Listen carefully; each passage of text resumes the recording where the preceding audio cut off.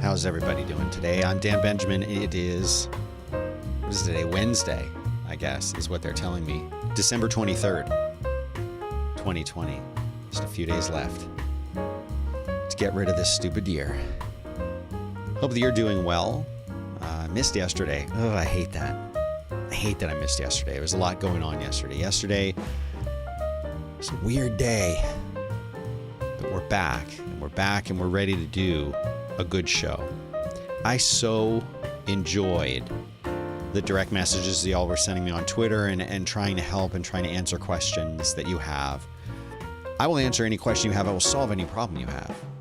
And this is, I think, going to be the best show that I will do all day today. And it's all because of you, all because you're hanging out here, all because you're part of this. So let's do something fun today. Let's do a little bit of news and we'll answer some more questions. If you have questions, if you need help, if you need for me to step in and solve the problems that you have in your life, I can do that. And I can do it from right here, live and direct in Austin, Texas. Austin, Texas, our headquarters. Not Austin headquarters. Well, I guess it is Austin headquarters. Hi, how are you today? Let's do a show. Okay, we're ready. Here's why I won't do the first bit of news I want to tell you about I won't do is NASA Mars rover and what they're calling the 7 minutes of terror. NASA has released an animation showing how this Perseverance rover is going to land on Mars on February 18th. First of all, let me just ask you, did you know that NASA had a new rover that's going to be on Mars? Did you know about that? I didn't even know about that. And they're talking about it like I know it. Well, let's show you this video, if we can make this work today. Here comes the video. I'm sure there will be a lot of ads as well. But let's see. Okay, there it is. There is the, the sound effects. Because, you know, there's sound in space. It's showing the little capsule using its jets. Its heat shield heating up. Very exciting. And it is streaking across the Martian sky on its way. This is a really great video. There's the heat shield cooking up. I hope it doesn't burn up. It's not burning up. It's very exciting. It's approaching the Martian surface. This video is not computer graphics I've seen in a while. And there it is parachuting down. And it is about to touch down on the Martian surface. Oh, they did a crash zoom, a nice crash zoom. I like that. I think every video should have a crash zoom. There it goes. Oh, there's the rover.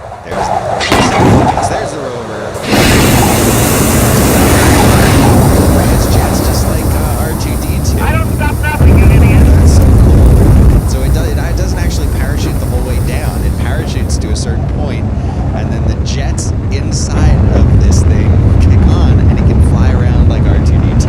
That is so cute. All right. Is it going to take it this long to land? I think it should land a lot faster. Landfall and touchdown. Oh, there's yet another thing. Oh, look at that.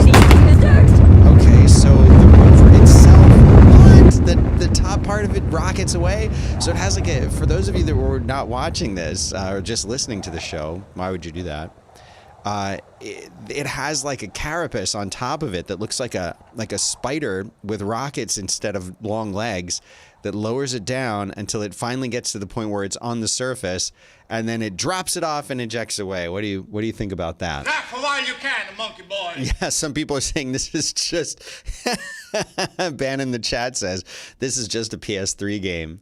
Yeah, it's the orbital bacon method, and yeah, it does look kind of like the last one, Dominic says. It does. I think they all have a certain look to them. Okay, so that's it. So that is, and it's going to land February. You know, but the reason they call it this, this 7 minutes of terror is they say that so much has to go right in a frighteningly short space of time, or the arriving mission will dig a very big and very expensive new hole in the red planet. It's good. But the whole thing is it's all autonomous, right? It's all autonomous. There's nothing we can do about it. Oh yeah, so here's another picture of it, and you can see. So first there's a parachute, then this thing rockets down, then it for some reason drops the actual rover away from the rocket thing and lowers it down on strings. Here's a real picture of it. Looks cute. All of these rovers, they all look exactly like number 5. Number 5 is alive. You know, the no disassemble robot from, what was the name of that? What was the name of that movie? Guys, help me out in the chat, please. What was the name of the movie with number 5 is alive and he was struck by lightning, or he was some kind of like rover that got struck by lightning and somehow developed artificial intelligence. So tell me what the name of that show. Short Circuit, Brianne. Thank you. Of course, Brianne would know. Do you say Elon or do you say Elon or Ellen? Elon. I say Elon. Elon Musk says that Apple's boss, he's talking about Tim Cook. Hold on. Apple. Okay. Says that he went to Tim Cook during what he calls the company's darkest days. And here's his tweet. He says, during the darkest days of the Model 3 program, I reached out to Tim Cook to discuss the possibility of Apple acquiring Tesla for 1/10 of our current value. He refused to take the meeting. He didn't even take the meeting. Now, when I was talking to a friend about this the other day, after I read this, she had a really good point. And she said for things that Apple considers to be its main big products, that it would never acquire technology in order to have that thing. They want to start from scratch with it. And I said, are you sure? What about Siri? They acquired Siri, didn't they? Sorry if I'm activating your phone. It shouldn't be. And she said, yeah, they did. But you know what they didn't do? Siri is not a main product. Siri is a feature. It is not a product in and of itself. You can't buy Siri. You can't buy Siri. You can buy an iPhone, but an iPhone, just Siri is one of the things that the iPhone does. It's not the iPhone itself or the iPod or the iMac or the PowerBook, whatever. They're not going to acquire core technology. And look at what they've done with the M1. Now they even have their own CPU. So the idea that they would acquire a separate company like Tesla, why would they do that? They believe, and probably correctly, that they could do it all themselves from the ground up. You are correct. So they're saying, what about Beats for Apple Music? And next, not Jake says that. Oh, hi, David Young. So here's the interesting thing about that, and I'll respond to that. Apple already had headphones. They already had the AirPods.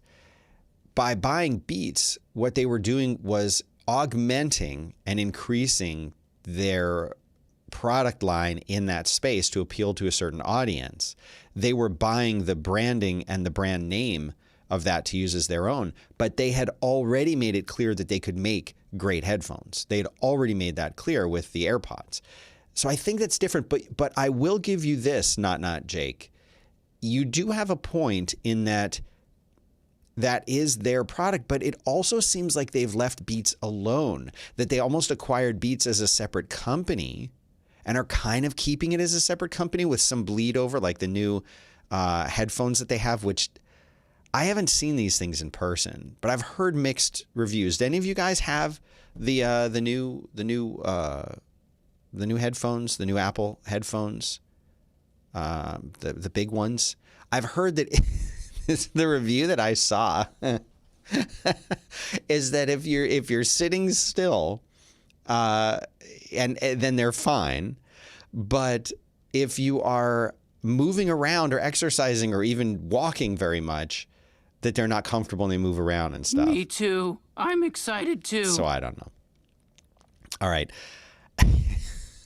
There's no news. I don't know if you've seen this, but this is if you want to announce something, now would be a really good time to announce something big, because there's literally nothing happening in the whole world right now. There is nothing happening, and it's don't announce anything bad because it'll get all the press in the world right now. In a COVID update from the BBC, Denmark is going to dig up millions of mink. Remember when they were killing the minks? This is really sad, but do you remember when they were killing the mink? All the minks? Well, now they're going to exhume them. I'm sorry. I just what? I don't know why this is so funny to me. 4 million mink will be exhumed from mass graves and incinerated to prevent pollution. I don't understand. They're going to be burning them. So how does this prevent? Okay, I'll just read it. I'll just read it. About What?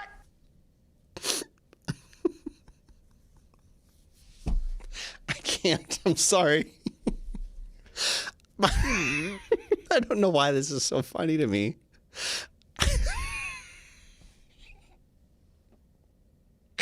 I'm sweating now.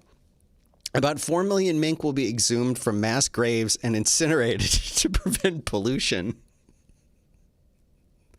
It is set to happen in May when officials say the risk of coronavirus contamination for the dead animals will have passed. More than... And I like these animals. They're adorable. I don't know why this is funny. I feel bad that they were killed. More than 15 million mink have been culled in Denmark, devastating its fur industry. Some of the mink buried in mass graves in a military area in the west of the country have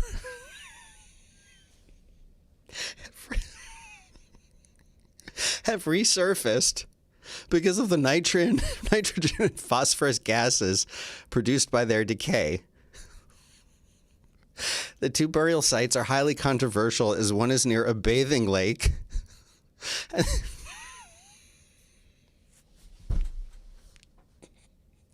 sorry, I know I'm ruining the whole show. The two burial sites are highly controversial, as one is near a bathing lake and the other not far from a source of drinking water.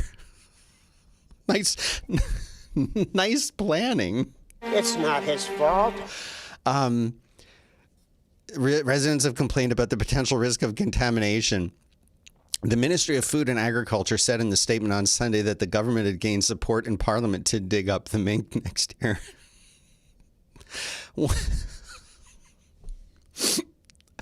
Once the mink are no longer contaminated with...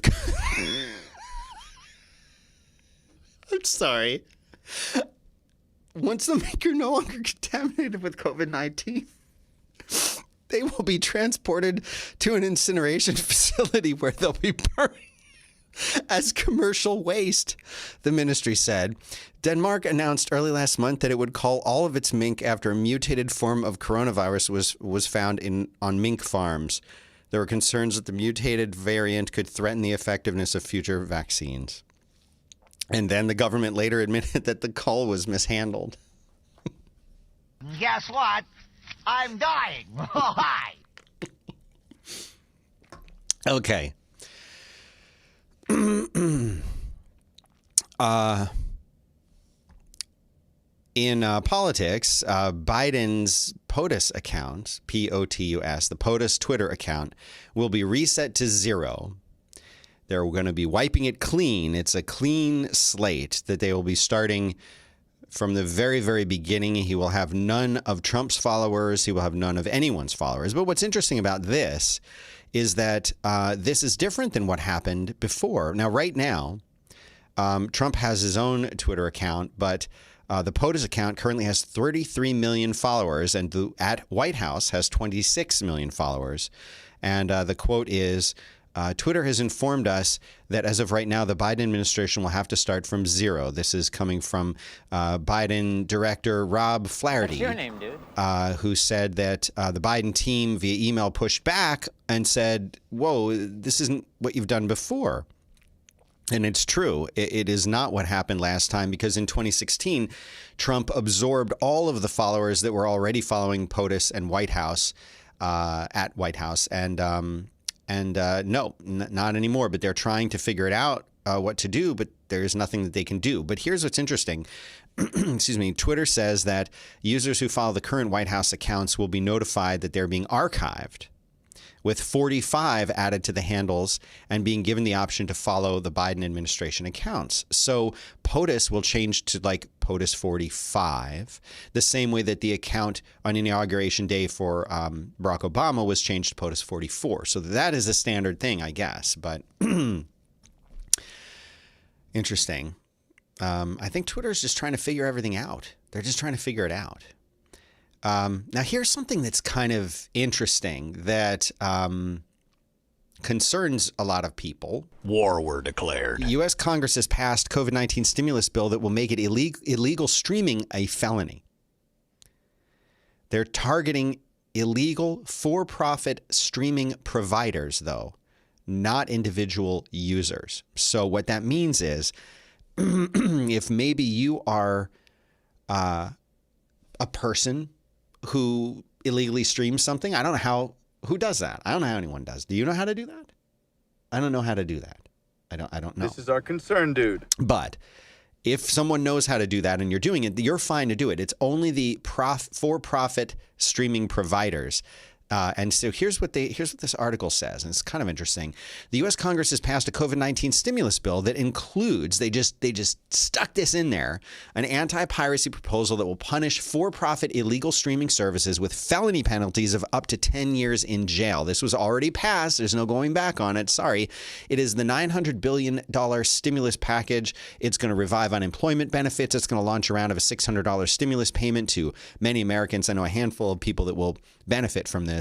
But it was a 5,000-page bill. 5,000 page. Did you hear what I just said? 5,000 pages. And they were expected to read that and vote on it in 2 hours. Now, I don't know about you. I need to sleep. But I can't read 5,000 pages in 2 hours. But they knew that they had to do it. So who knows what else has got it? Who knows what else was in there? No one could read it. No one could read it. Anyway, it says the bill proposes criminal penalties for operators of commercial sites who willfully and for purposes of commercial advantage or private financial gain offer or provide to the public a digital transmission service of unauthorized media. Now, I'm not coughing because I have COVID. I'm coughing because I lost it there a minute ago. Need to sleep. So they say that the shift towards streaming content online has resulted in criminal streaming services illegally distributing copyrighted material that costs the U.S. economy nearly $30 billion every year and discourages the production of creative content that Americans enjoy. I am going to call BS on this thing, and I'll tell you why. That is not hurting. It is not hurt. It is not costing. I don't believe that this is costing $30 billion every year. People are these companies are losing $30 billion a year because people are streaming stuff illegally. I don't buy it. Bill in the chat says apparently the Constitution was silent on the order of succession of social media accounts. Yeah. Anyway, I don't know. But anyway, what this means is if you're one of those people, you're not going to be affected. And the last piece of news that I have. And this one's a little interesting to me. There's rumors swirling saying that Zoom will be launching an email service and a calendar app that will compete with Google and Microsoft. Now they say and Microsoft. Really? I mean, I don't think really it's Microsoft. I think it's just Google. The company is exploring products beyond video conferencing. Video conferencing platform Zoom has had a blockbuster year. This is being reported, by the way, over at The Verge by Nick Statt. What's your name, dude? they say that stock price has risen more than 500% due to the unprecedented surge in remote work brought on by the coronavirus pandemic. But now the company is looking to expand beyond workplace video chat and into new territories, specifically email and calendar services. This is a report from The Information, that website. You know, I think this is very likely, and I think it would make really good sense for them to do that. Don't you? I think it would make incredible sense for them to do that because they're already there. They're already in front of us. So give us scheduling, give us calendaring, give us all of those features. But my tweet, when I saw this and tweeted about it, I said, of course, the one company that we trust less than Google, and I hope you don't trust Google with your data, and I trust them with their services. I trust that their services work really, really well and amazing, but I'm talking about privacy. The only company that we currently trust less than Google is Zoom, and they're also the only one that could take on Google in this space. I think a year from now, we're going to see a lot of people who are using this instead of Google for these features. So keep your eye on that. All right.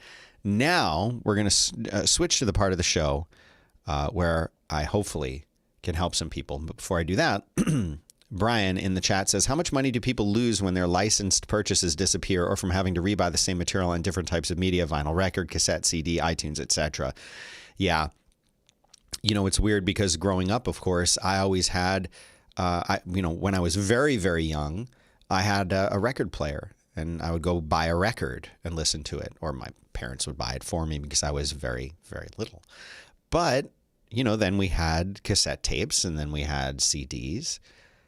And you felt very much like, your CD collection kind of like defined you. You wanted to display it. People would come over to your house at your, if you were having a party or just having guests over, and they would look on your shelf and they would see all of your CDs and they would look through it and they could learn a lot about you just by looking at your CD collection. I remember you'd go out on a date and then you'd come back and maybe you'd have dinner over there or something like that. And the whole time you'd be looking at her CD collection like, oh, she has that. See, oh, I have that one. She has that. Oh, what's this one? I've never heard that.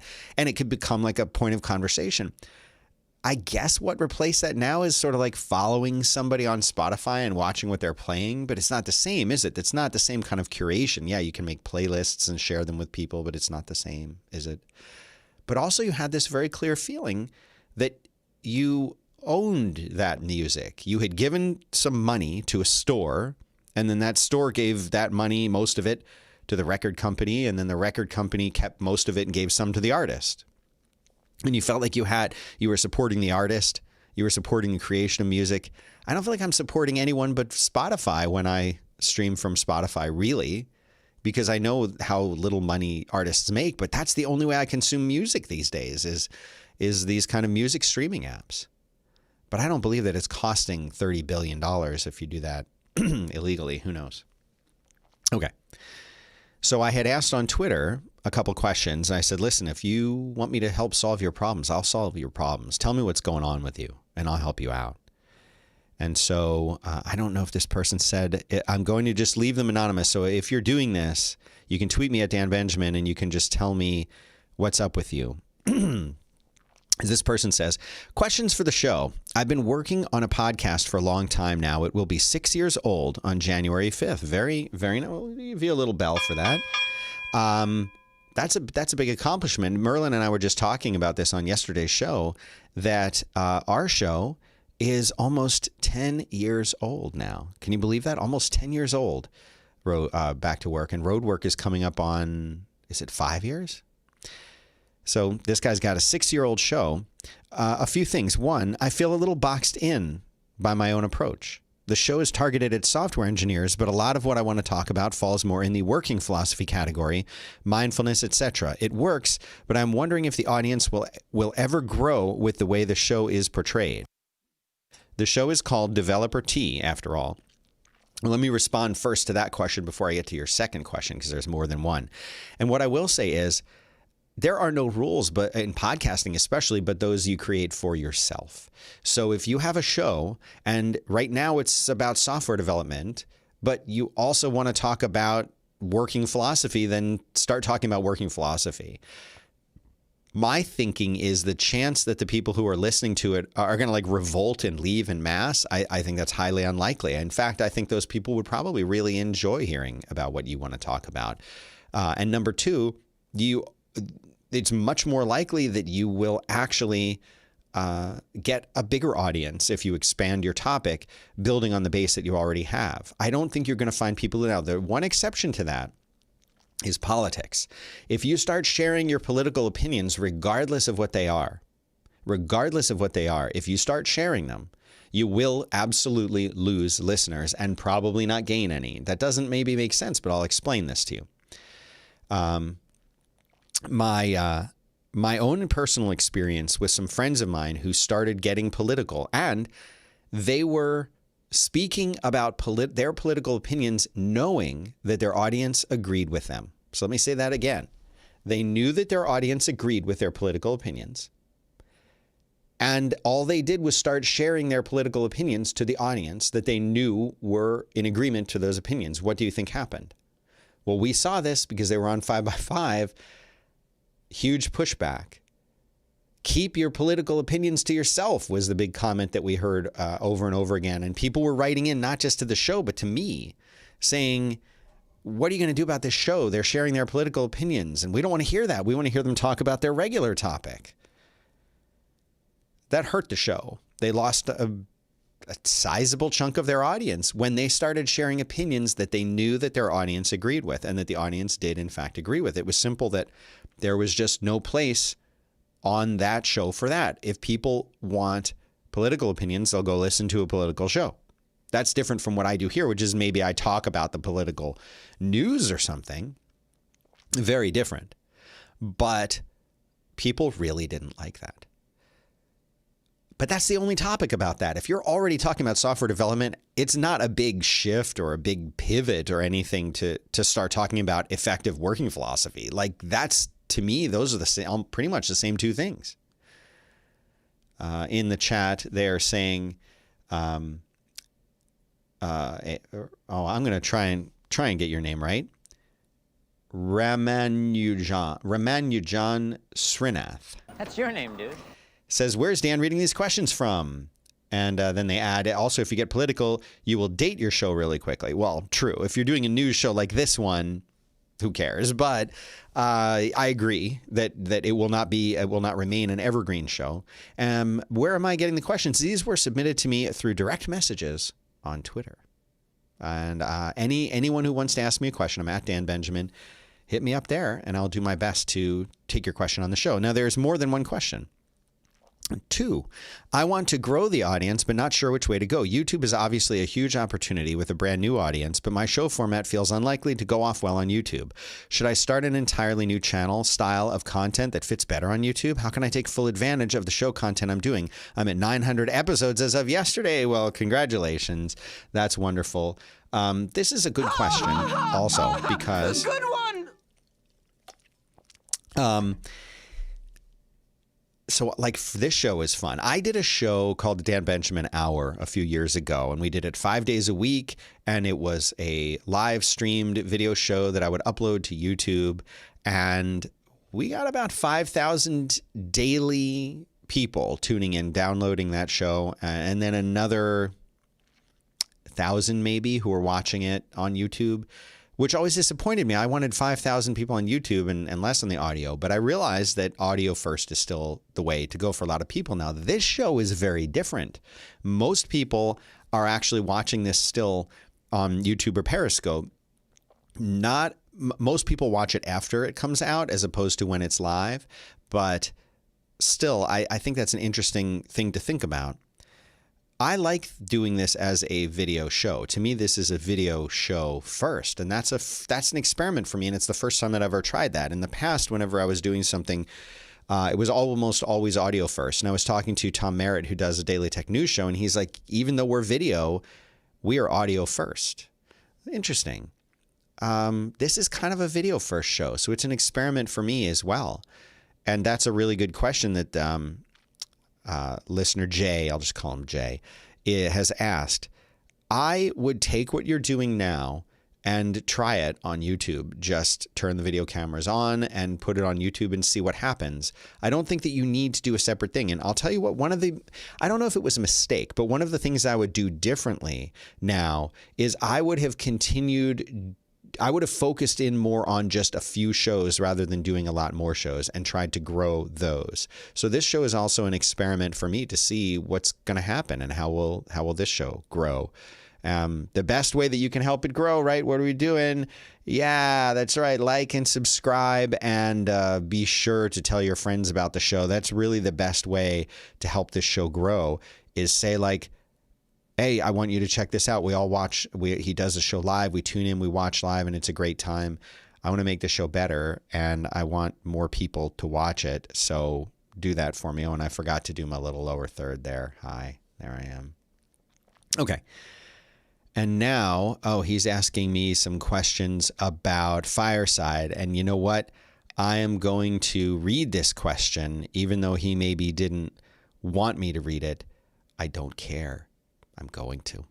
Also, on a separate note, I'm considering leaving Simplecast. Hold on, we've got a sound just for Simplecast right here. That is the Simplecast sound. For Fireside, hooray, yes. You are correct. And I've had a bit of trouble using their API, and you can't build a player from the attributes in their feed. You have to integrate with the API, which means a silly, more involved process than necessary. That, amongst other things, I'd really love an analytics API. Not sure if that's been announced for Fireside or not. An API is something that we have not publicly come out with yet, but we are going to be working on that right after we are done with dynamic ad insertion, which is being worked on really hard right now, probably right this second. So after that, API is a thing that we're going to be doing. And here in the chat, Bill, Mr. Sloot says, Mink first, video and audio later. Thank you. Bill says, I'm surprised how many shows I describe as mostly podcast audio first go up on YouTube. Can't believe it's because of monetization. Cornelius, I love that name. I hope that's your real name. I listen to Developer T. There's a need for general working philosophy show, but I don't know if there's an audience yet. Well, Cornelius, he's got to build that audience, doesn't he? He needs to build that audience, and this is the best way. Stick with your main product. If I could go back in time to 2006 when I started podcasting, 2006, 2008 when I went full time with it, I would have had one show.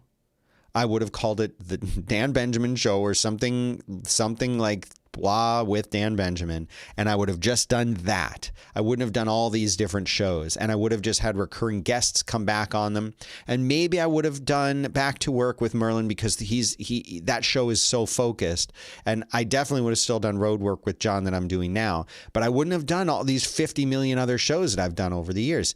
Nope. I would have just focused in and done just one show and made it my own. And that's kind of what I'm building here. And I hope that it works. And I hope that y'all are here for it. So let's do another question. Give me a second because, yeah, that's not a real question. That's someone asking me about something else. Okay, here's another one. Who says, oh, yeah, and I recognize this person. They didn't say if I can use their name or not. So listen, viewer C says, I'm having a hard time finding a new apartment. The experience in my current unit is less than stellar. Any tips or general wisdom on how to find the right place, what to look for, what to ask when talking to management? I can find a unit in my price and the size I want, but it's just so hard to tell if management is going to be responsive to any issue with neighbors, etc.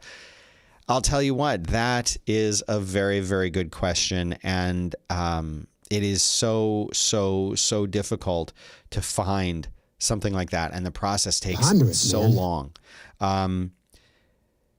Your best bet, depending on if it's an apartment building that's locked and you can't get into it, like after hours, then you're going to be in trouble. But if it's open, if you can walk around and you're not worried about seeming creepy or whatever, what you can do is you can go there at different times. So here's what I would do. If you can do this without being too creepy, walk around the parking lot or walk around, like, don't be creepy, but kind of take a little quick, brisk walk around past some of the doors and pass it at night. Go there on a Friday night and then again on a Saturday night at about 11, 12 o'clock at night. Go there and what do you hear? Do you hear it? What? Is there music playing? Are there parties happening? Are there dogs barking? What's going on there? I'll tell you what else. There are a lot of apartment complexes that are not cool.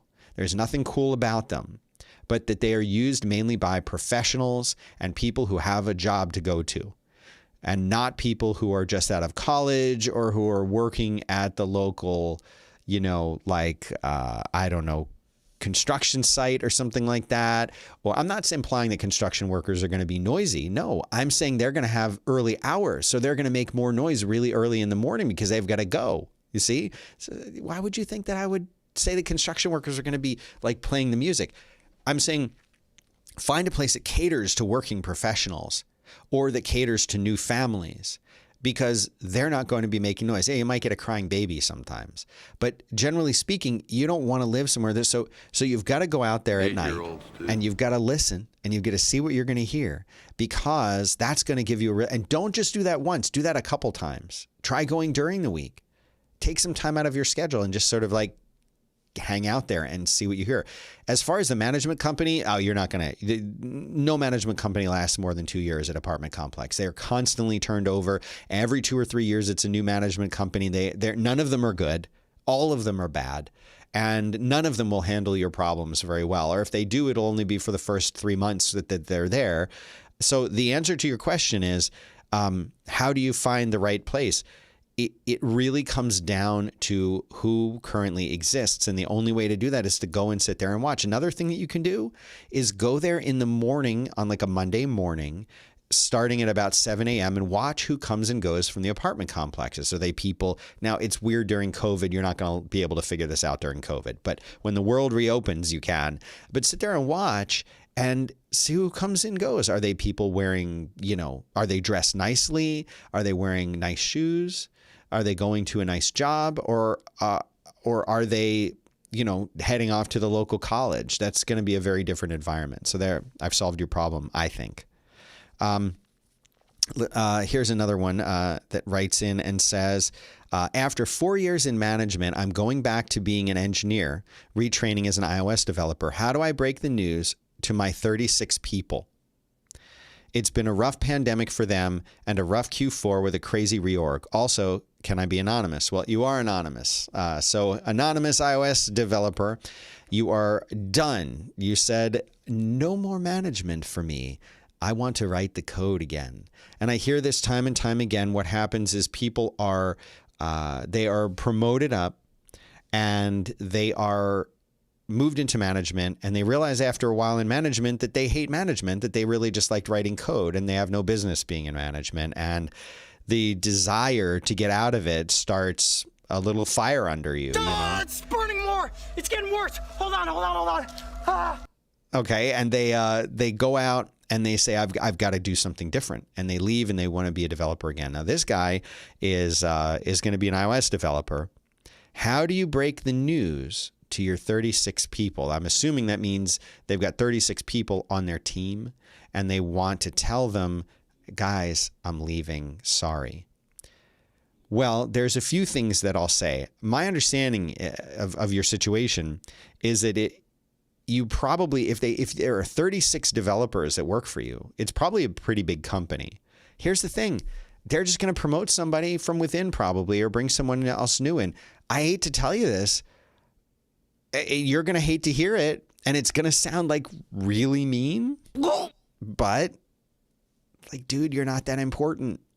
They're going to miss you as a friend, but they've got somebody else. You don't have to worry about it. Now, you're saying I'm not important? You mean I don't make a difference? But look at what my accomplishments were. Look what I got done as manager. Look how I coached these people. Look how I helped this person refine their career. Look how I gave this person valuable. Yes, you did all that, and it was all great. And you're a great employee, and you really helped your team, and they love you. But guess what? They have lives of their own. They have things that they're doing too. They have each other. They have the company they work for, and you're giving someone there a really great opportunity. So here's how you break it to them. You say, hello, 36 people. I have made a really, really hard decision because I really, really love this role, and I really, really like working with all of you. It's actually been one of the best times of my life. But you know what? I've realized through this process that what I actually like doing is coding. I don't really want to do this management thing. And even though you might have thought that I was good at it, and maybe I was good at it, it doesn't bring me the kind of joy that I get from doing the development itself. And I really want to try pushing myself in my career. I really want to try doing something new and challenge myself to learn something new. And what I've decided is that I'm going to become an iOS developer, and I'm not going to do that here because maybe you guys don't do iOS development, but I really want to explore what is out there for me. And it just felt like now was the right time for me. There wasn't a reason. There wasn't anything that happened that made me do this. There wasn't a bad thing here. I still love the company. I wish you guys well. But I want to do this. And I hope that if I've inspired you as a boss over the last 4 years, that you will be inspired by me challenging myself. And hopefully you can challenge yourself right there within the context of your own job, because it's very likely that one of you will be able to move up because of this. And so in a way, I'm giving you a gift, the gift of challenging yourself. And then you say peace and you drop the mic and you back out of the room. That's how that works. All right. A couple comments came in. Dan says, I love the format as I work from home. I'm setting my workday around it now. Yes. Yes. But I got to get better with the schedule, don't I? I got to get on a real tight schedule. But that's going to be tough. But I'm here for it. I'm going to do it. I promise. Dominic says, wow, I'm moving from development to 50-50 dev management next month. It's scary, and I'm pretty sure I'll move back at some point in a couple of years. Dominic, what I like about what you're doing is that you're taking it step by step. You may find that you love management. For me, if you told me I never had to write a line of code again, I would not miss it. I would not miss it. I love doing this kind of stuff. This is what I love doing, but I had to build Fireside, you know? I had to build it, and now I have help. Garrett's doing an amazing job, and I've got other people who can help, but I don't want to write any more code. I love designing product. Don't get me wrong. I love product. I love user experience, and I love driving the company forward. But as far as sitting down and rolling up my sleeves and writing code, I would be content to never do that again. Don't do that, it hurts.